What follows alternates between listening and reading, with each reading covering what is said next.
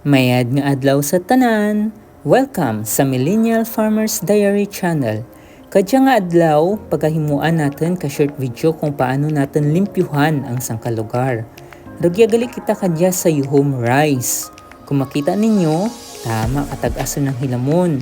Tingad gani kay nagauran, which is good kay nagaumpisa ron liwat kanami ang palibot. Kay nagatubo ron kamayad, hindi lang ang hilamon, kundi pati mga bulak. Sa kadya nga video, pagkatutukan natin ang pagbuhin kataasan kang hilamon. So kinahanglan natin kaya ang grass cutter. Ang ating grass cutter nga pagkagamitan is two-stroke. Radya ti oil sa anang makina, that's why kinahanglan natin magamit katuti. Kay amo diyang nagasilbi nga lubricant sa piston kang ating grass cutter.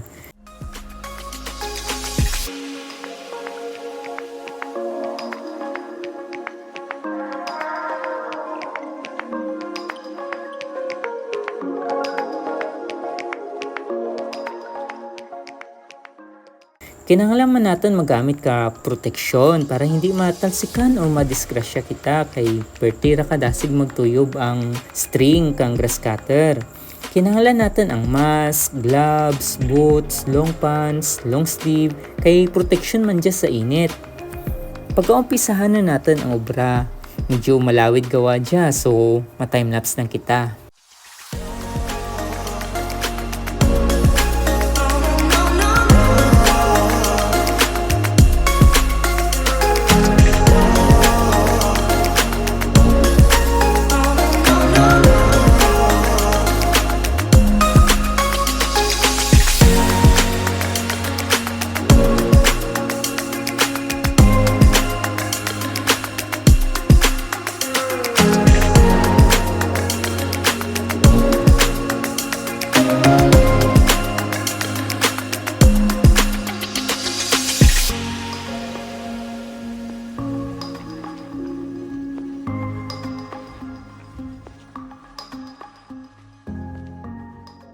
Pagkatapos natin makat ang hilamon, kinahanglan tipunon natin ang mga nautod nga hilamon para limpyo man ng tawon ang ating nga obra.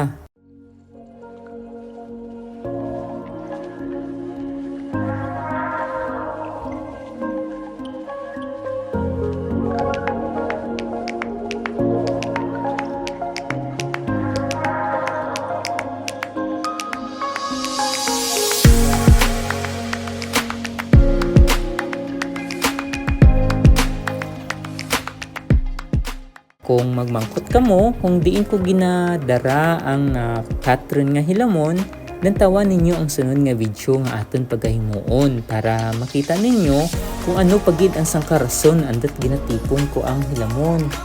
Natapos na natin ang aton orubrahan sa area nga dya. Hasta lang ani kita radya kay masalud pa ko sa akin nga obra as barista sa Home Cafe tag kapitarista.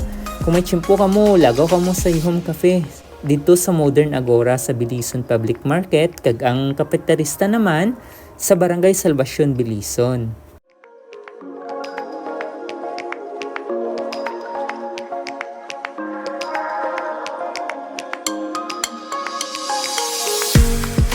See you sa next video!